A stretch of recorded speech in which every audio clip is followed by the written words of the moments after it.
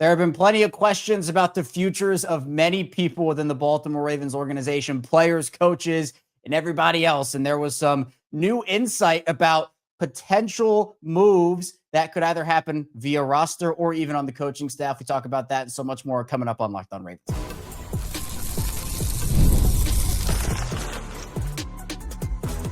You are Locked On Ravens, your daily Baltimore Ravens podcast.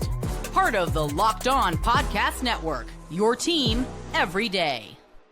You are Locked On Ravens. Welcome into the show. I'm your host, Kevin Ostreicher of Ravens Wire, here with you on the Locked On Podcast Network, your team every day. Thanks so much for being here, making Locked On Ravens a part of your day and your first listen each and every single day. And thank you out there to all the everydayers, the first-time listeners. If you're somewhere in the middle, thank you as well. We have a jam-packed episode today as we're going to be diving into a couple of insights from around the league about the futures of Keaton Mitchell, John Harbaugh, and just where the Ravens stand right now as a team. And we're going to dive into, for the Ravens, what they need to do over the course of this bye week, particularly defensively, to be able to get back on track in week 7 and beyond, or week 8 and beyond, Today's episode of Locked On Ravens is brought to you by PrizePicks and sponsored by PrizePicks. Download the PrizePicks app today. Use code LOCKEDONNFL to get $50 in lineups after you play your first $5 lineup. Here with me, it's Ken McKusick of Film Study and Film Study Ravens. And Ken, I know this is not the start that anybody anticipated. Seems like the bye week came at a pretty decent time to hopefully get some guys back healthy for week number 8. But there are plenty of things this team needs to work on as they go about their bye week. Yep. Obviously, tough start. Nobody wants to be 1-5. You know, the Athletic is reporting good news today that there are 4 players coming back, and it's Ricard and Lamar, most importantly, and Roquan and Chidobe Awuzie that will be big names back for this team and give them a good chance to beat the Bears, I hope. Hopefully. I mean, the schedule does open up. I mean, look, whenever you start your season with the Bills and then you have the Lions and Chiefs in there, 5 of your first 6 games against division winners, it's going to be a tough stretch. But of course, there are other things, not just that they're losing. It is a lot of how they're losing, which is concerning a lot of people. And I think, Ken, one of the big conversation points is around personnel. And it's the entire roster, offensively and defensively. But one of the most polarizing names throughout all of the Ravens fan base right now, it is Keaton Mitchell. Jeremy Fowler put out a piece about potential trade ideas, the latest buzz and questions and all that. And so there was a section in this about running backs. And there was a question about name one running back who could be traded before the deadline. You know, people talk about Breece Hall and Jerome Ford, but in Jeremy Fowler's notes, he talked about a potential change of pace option and maybe Keaton Mitchell. Jeremy Fowler saying that right now is the odd man out in the Ravens backfield. And he also noted that Joe Ortiz was with Baltimore when the team signed Mitchell as an undrafted free agent. Has it surprised you, Ken, the lack of involvement for Keaton Mitchell that they've gone with Rasheen Ali? Obviously, they've explained their reasoning for doing it. But Mitchell was someone who seemed to show burst in training camp in the preseason. I remember having you on during the offseason, and you said that Mitchell looked really, really good. Is this something that shocked you, how little he's been used and how he's essentially only been active at points because they didn't have anybody else to activate? It's very surprising. He was the Ravens' best player during preseason and during training camp. But you know, normally it's very difficult to tell with running backs just how effective they're being because they don't tackle, and a lot of their game is breaking tackles. But the cuts and the burst he had was just outstanding, and carried into the preseason, that first game where everybody thought, I think, that he had way too many carries, and with, you know, they got to get him off the field here. He's carried the ball 8 times or 9 times or whatever it was in that first game, and had a couple 20-yard runs. It's really a shame that they haven't found a place for him, and I don't agree with the reasoning for keeping him off the field. I think he has a lot of value he adds as a misdirection weapon. And right now, the Ravens, without Lamar Jackson, need a misdirection weapon like nobody's business. But even when Lamar is back, they still need additional misdirection in the offense. The offense, it's the fuel it runs on, is the misdirection that starts with the mesh point between Henry and Lamar, but also with a jet motion player, with having Flowers on the field and be able to do that, having receivers who are dangerous as well and eat up space. It's what the Ravens offense runs on. And I know, the whole report was about potential running backs that are going to get traded or possibly could be getting traded. I think if the Ravens did move off of Keaton Mitchell, I don't think the value was very high for him right now to essentially be moving off of him Yeah, pennies on the dollar, essentially. I don't think it'd be great value for them. And I think that he'd have a pretty good chance to thrive in an offense where he is actually utilized because like you talked about with training camp in the preseason, it's not like Keaton Mitchell struggled throughout training camp in the preseason and there was reason for like, oh, we don't know if he's going to be able to produce. I mean, he clearly showed that he was ready and able, but as you mentioned with the reasoning and the Ravens kind of saying, some of the skill set, we already have that on the field a little bit. I also agree. I don't believe that to be true. So I think it would be a mistake to move off and trade Keaton Mitchell. I think it's a mistake to not even have him on the field. And I think keeping 4 running backs on the roster itself creates a level of roster crunch elsewhere. And we know, Ken, and we'll get to it a little bit as we talk about defense later in the show, the Ravens currently with Odafe Owe now traded and Tavius Robinson with his foot injury, some of the other areas they're going through it with health concerns or injury issues. 4 running backs in general, it seems to be too many for a lot of teams. And now you have this situation where you're probably going to have to get somebody from either outside the organization to come in. You could promote from the practice squad for a couple of weeks, and then maybe Idris Isaac comes back. I don't know how that's going to work. But could you see whether it's a Mitchell trade or Ali just getting outright cut for a guy? Do you think that the 4 running back situation will be their situation for the entire season, or do you expect to change at some point? So, okay, we got to define it first because they're going to get Ricard back, and that probably means Zaire Mitchell-Payton goes away. Right. You're not counting Ricard as a running back in that situation. You're counting the 4 tailbacks. Yes. And I would say it's not a situation which is stable and will continue. I think that they'll move on from it. But they do have to make a roster decision to do it. And Ali, they've got 2 years left. Mitchell, they've got 1 year left. They could be looking at it in that sense and deciding that they think Ali is more valuable. I think Ali is very replaceable. I think Mitchell is the more unique set of skills that he brings to the table that he can help you out. And I think that they'd be foolish to let Mitchell go if they did. If they traded him, I'd at least want to see that it was a very good return.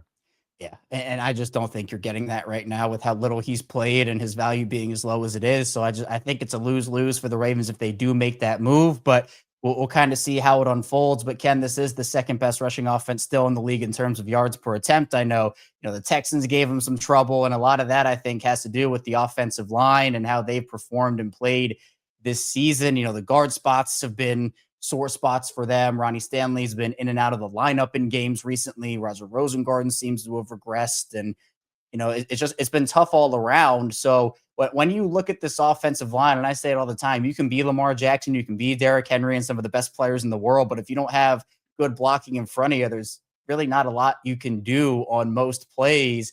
What's been your evaluation of the offensive line? Do you think that they need to make some sweeping changes or at least a change during the bye week? And do you think they have the personnel to do so?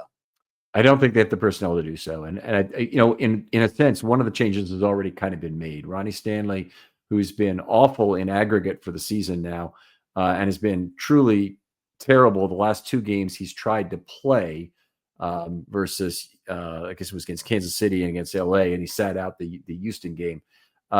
He scored 4 points out of a possible 36 in those 2 games combined. So that was terrible. But even before that, he wasn't particularly good. For the season, he's at exactly 0.50 for the year in terms of a raw score. Even when I adjust for that, a 60 is a passing grade at tackle, and he's got an F for the year as of this point. So if you're looking for real problems, Stanley is the first. The guy who's replaced him is Joe Noteboom, and he hasn't been a whole lot better.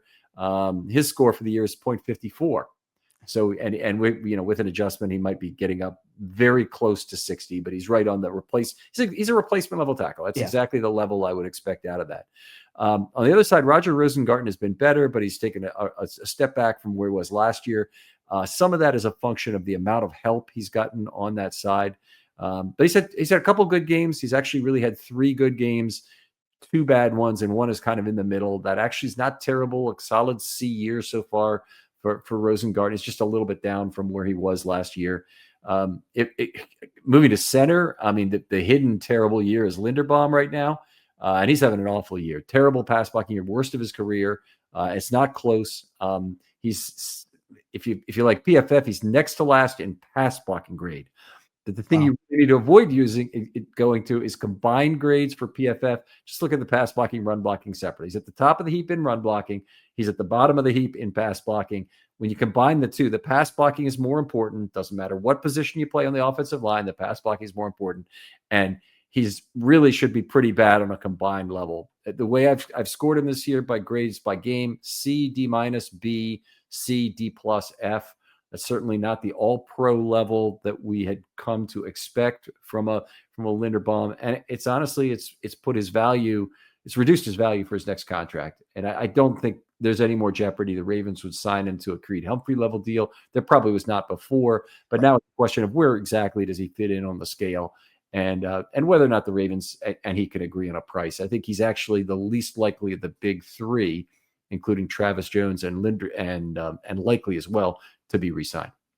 Yeah, I think it's just, you turn on the tape and you just watch the games. You don't have to really turn on the all-22 and you just see, guys getting blown off the ball. I mean, I think the biggest example of this is probably down at the 1 yard line last week when, guys weren't being able to get half a yard, and, you see Falele rolling around and, everybody in that whole situation. Do you think the guard spots would be that spot though? I mean, Corey Bullock is a potential option.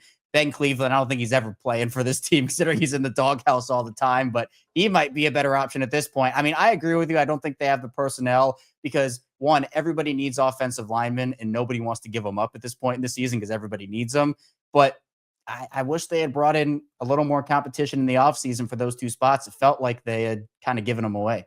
Well, a couple of things that they really needed to do if they wanted. One of them was not cut Dellinger and keep a 10th offensive lineman. Then they had an extra guard to work with, and they'd be able to do something. They went with a developmental offensive lineman in Carson Vincent. That has a cost because he's one of the guys you keep on your team, and you can't activate him reasonably for a game. Now, they have activated him with Stanley out, but they can't activate him reasonably for a game if he's the fourth tackle. You can have a swing guy for your fourth tackle, but you can't have four exclusive tackles because you need more than four to make three on the inside. And so they've had Corey Bullock active, they had Ben Cleveland active, and they've had to have five to make three on the inside, which means they can only activate three tackles for any game. So they've got that problem. Now, I want to get back to the guard situation because I didn't really go over that when we talked about the three other offensive linemen. Start with Voorhees at left guard. It was terrible the first 2 weeks. Played worse in a 2-game stretch than Daniel Fa'alele ever has, including last year and for the first 14 games when Daniel Fa'alele was terrible. And he was never as bad as Voorhees was for those first 2 games. Since then, Voorhees had 3 Bs out of 4 games and a D for the fourth one. He's earned himself some more leash, if anything. I mean, he's at a position where, and he was the Ravens' best lineman this last week. So, I think he's going to be okay for a while. The funny thing about Fa'alele is not only has he been the Ravens' most consistent lineman, and not consistent necessarily at the best level, but D, B plus, C, C, C, D plus. That's not all over the place like every other Ravens lineman this year. Has not been a bad pass blocker at all. In fact, he's rated 14th of 37 of 57 among PFF pass blockers at guard who played at least 50% of the snaps. So right there, it tells you, he's a top 25 percentile pass blocker. You can find an unbelievable number of missed run blocking snaps for Daniel Fa'alele. They just are not as important as all of the good pass blocks he makes. That's the basic problem that I have with people trying to convey their opinions with individual bad run blocking plays for Daniel Fa'alele. I grade every single block, and I've done so for the last 20 years. I can tell you it's 100% true that he looks like a lost oaf out there, and often indecisive and slow both in terms of making blocks. It is just not as important as what he gives the Ravens as a pass blocker. And that's where, I don't think the general population of Ravens fans really gets that. At this point, you look at what's going on with the group as a whole, and it just feels like the 5 of them together are not meshing or not doing. And I think Ricard's a big loss. You mentioned Zaire, and that 1-for-1, I think, will be a big upgrade. And I think maybe that will be what helps this group a little bit, and maybe springs free a little more stuff and helps with chips or whatever it may be. But the offensive line as a whole has not been wonderful. But, a lot of that has to do, I think, again, Stanley just being in and out of the lineup, and his performance has been pretty brutal overall. So, a lot that they need to do there. Coming up with the second part of the show, move to the coaching side of things a little bit, talk about John Harbaugh and, of course, the 2 coordinators and what's going on with them. So be sure to stay tuned. A lot coming here on Locked On Ravens. First, the show is brought to you by Mint Mobile. If you're still overpaying for wireless, it's time to say yes to saying no. At Mint Mobile, their favorite word is no. No contracts, no monthly bills, no overages, no hidden fees, no BS. I said yes to making the switch and getting premium wireless for just $15 a month. Mint makes it simple. All plans come with high-speed data and unlimited talk and text delivered on the nation's largest 5G network. You can even bring your own phone and keep your same number and contacts. And I love you're getting the same quality service you had before, but for a fraction of the price. And the setup is super easy. You keep your number and then you're running in minutes. Ready to say yes to saying no? Make the switch at mintmobile.com/LockedOnNFL. That's mintmobile.com/LockedOnNFL. Upfront payment of $45 required, equivalent to $15 a month. Limited time. New customer offer for first 3 months only. Speeds may slow above 35 gigabytes on unlimited plan. Taxes and fees extra. See Mint Mobile for details. And the show is brought to you by BILT. Nobody likes paying rent, but if you must, you might as well get something for it. That's where BILT comes in. BILT is changing the game by turning your rent payment into real rewards you can actually use. When you pay rent through BILT, you earn flexible points that can be redeemed towards hundreds of hotels and airlines, the future rent payment, your next lift ride, and more. But BILT isn't just about rent. It's about rewarding you around your entire neighborhood. I love that with BILT, your rent finally works for you. You're earning points every month on something you already have to pay. Whether I'm grabbing food at my favorite local restaurant or heading to the gym, I'm still earning rewards. BILT has made everyday life feel more rewarding, from your neighborhood to your travel plans.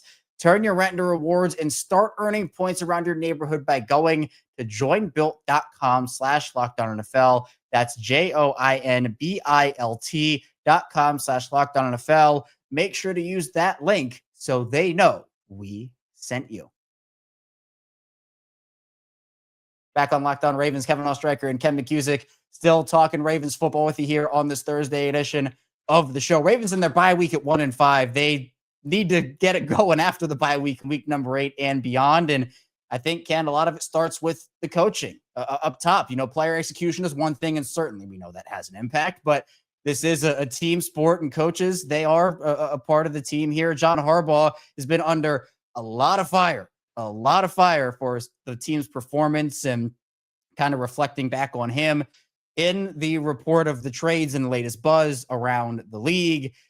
Dan Graziano of ESPN, who was working on this with Jeremy Fowler, he said, quote, "I don't think John Harbaugh is in any danger of losing his job. And if he did, he'd instantly become the top head coaching candidate on the market this winter." He mentioned some of everybody cycling through coordinators turned head coaches. And he mentioned that there are tough times in Baltimore right now. And, you know, but they're a smart and good organization that know how good they have it at the head coaching spot.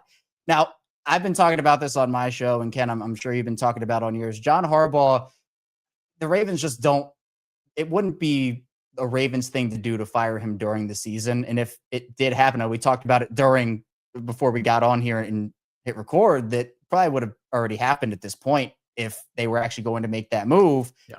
After the season, we can have a different conversation about it, and whether he deserves to be fired now or doesn't deserve to be fired now, or whatever the conversation may be.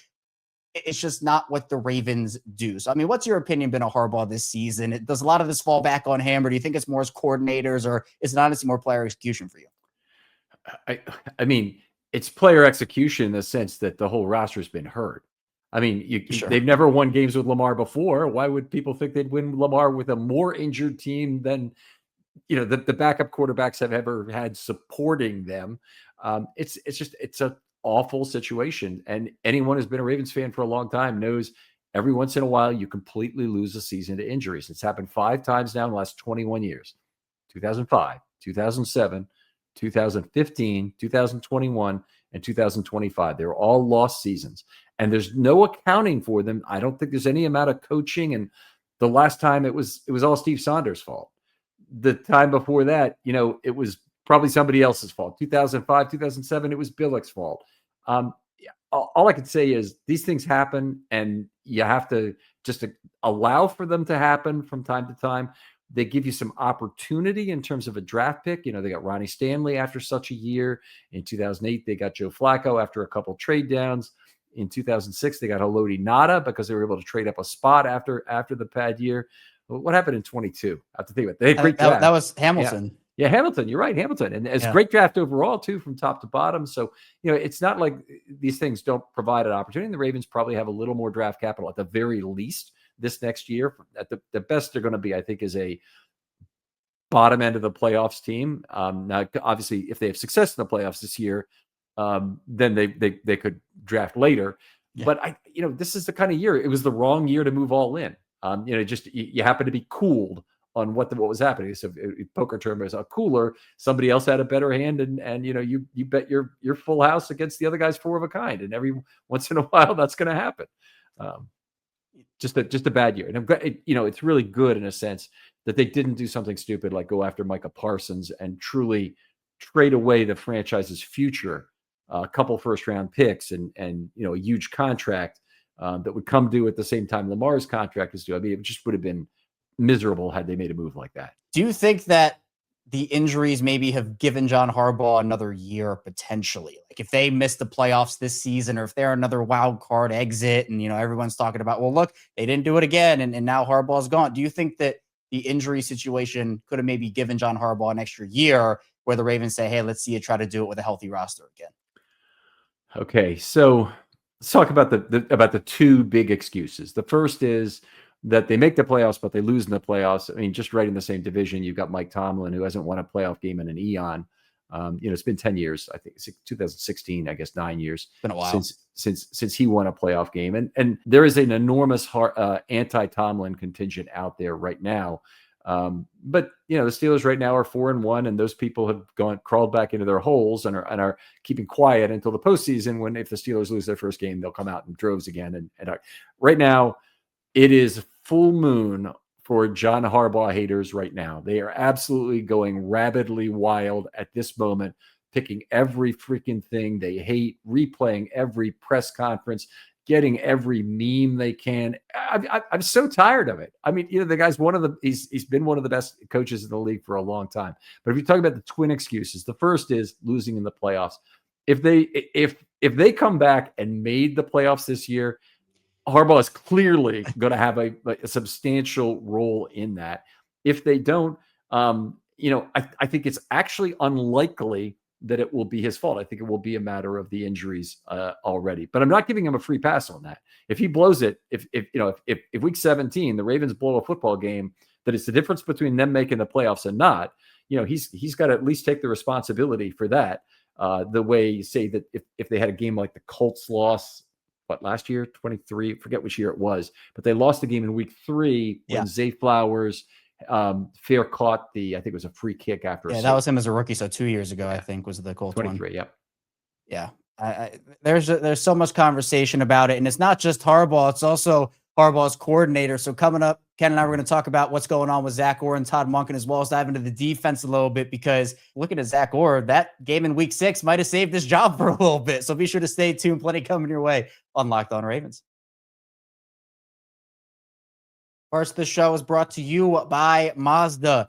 Mazda crafts cars for those who do more than simply move. Mazda delivers confidence with every ride, with more IIHS Top Safety Pick Plus awards than anyone else as of August 2025. From footwork to breath work, athletes sweat all the details. Mazda brings this same intention to how they craft every model. You can feel Japanese craftsmanship in every detail, from the metallic accents to available Napa leather upholstery. You can make everyday drives feel like anything but. From smooth handling to intuitive controls, with all-wheel drive, standard, and every crossover SUV, you can drive with confidence through almost any season.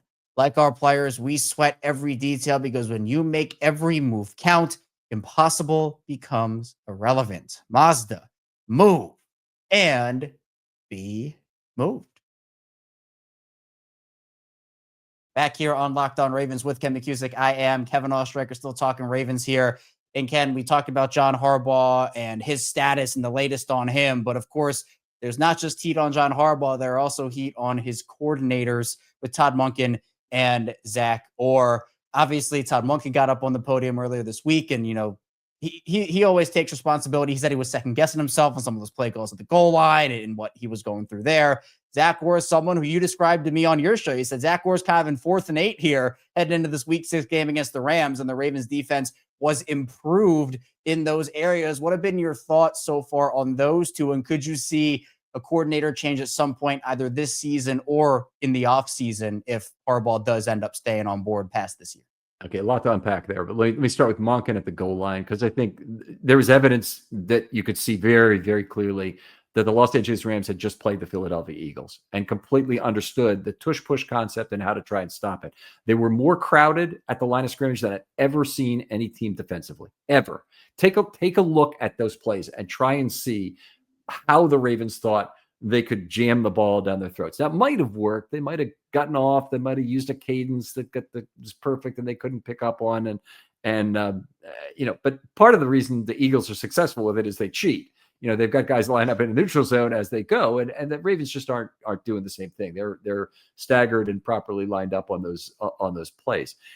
The play screamed out for play action. So have Cooper rush under center, drop him, and then have him go back either direction to pretend to throw to hand the ball to Henry. And then just throw the ball to one good opportunity would be throw it to Ben Cleveland or Corey Bullock in as an eligible receiver, because those guys always get lost. I mean, you got almost no chance of failing that. And it's also a great opportunity for one of your 3 downs that you have to punch it in. You want to run it with Derrick Henry on the first of those 3, that's fine. I really didn't like the way they were lined up on the last one either, was my other problem. So Monken's calls, I didn't like him at the goal line, but it's easy to say what I am when I'm second guessing.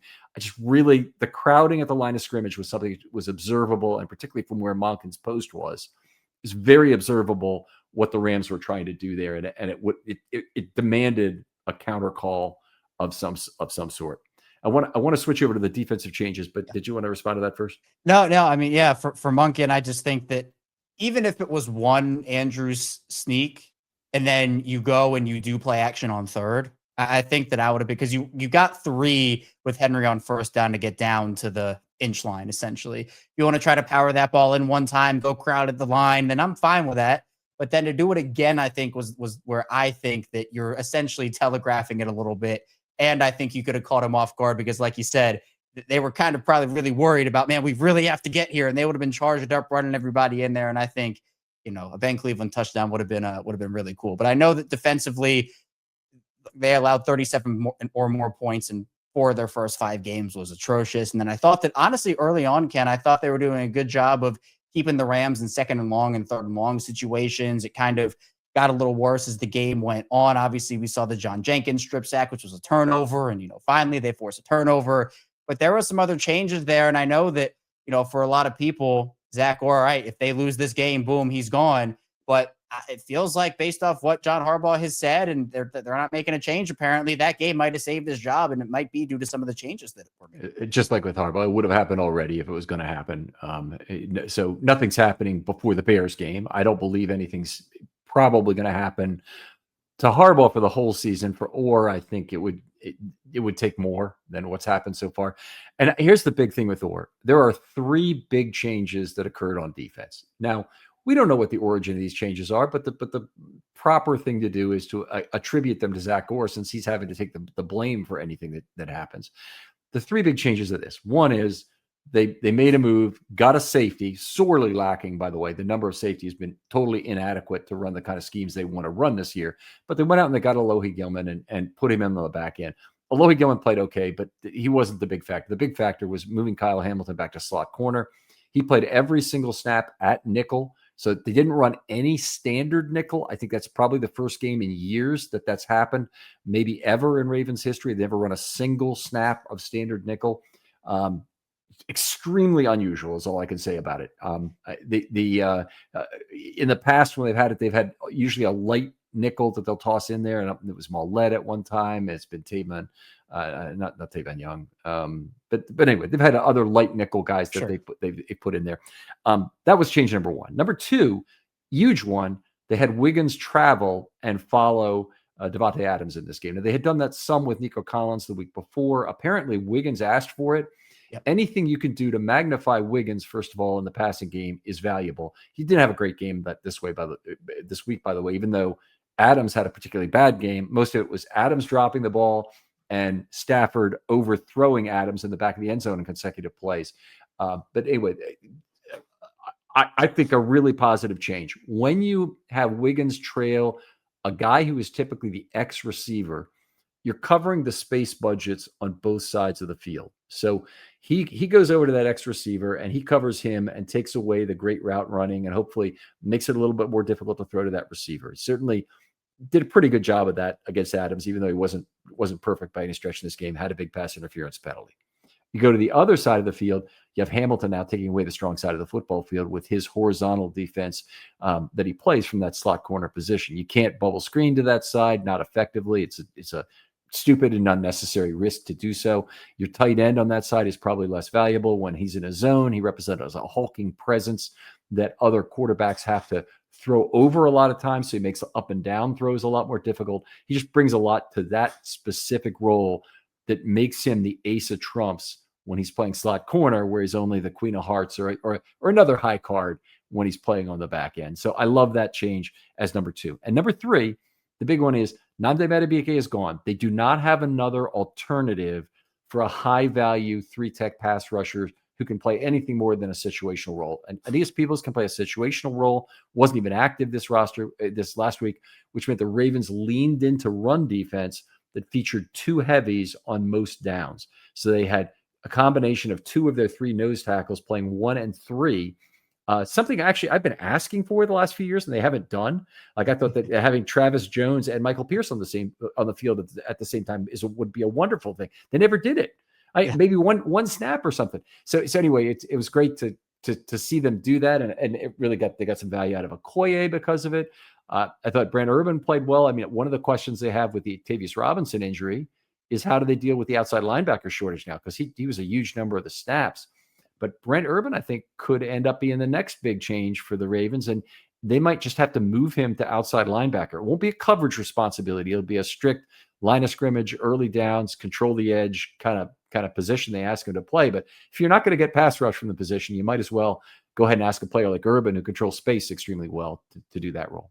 Yeah, it's interesting. And I thought that for Baltimore, they did a really good job also, at least a lot better than they had just with conversions. They held LA to 4 of 10 on 3rd down. They had the 1 conversion on 4th. Baltimore got to stop there. If I'm looking at my bye week checklist, particularly defensively, the Ravens need to be better as a conversion team, particularly on the defensive side of the ball. Right now, they're 28th in 3rd down percentage, 28th in 4th down percentage, and 29th in the red zone defensively. So those are things that all need to improve. Do you have anything, Ken, yourself? Is there something with seeing more from Malachi Starks or, getting more pressure? Is there any checklist that you have that coming out of the bye week you want to see them get a little better at? It's so many things I want to get better. I want to get more production from safety, certainly. And Malachi Starks improving would be one thing.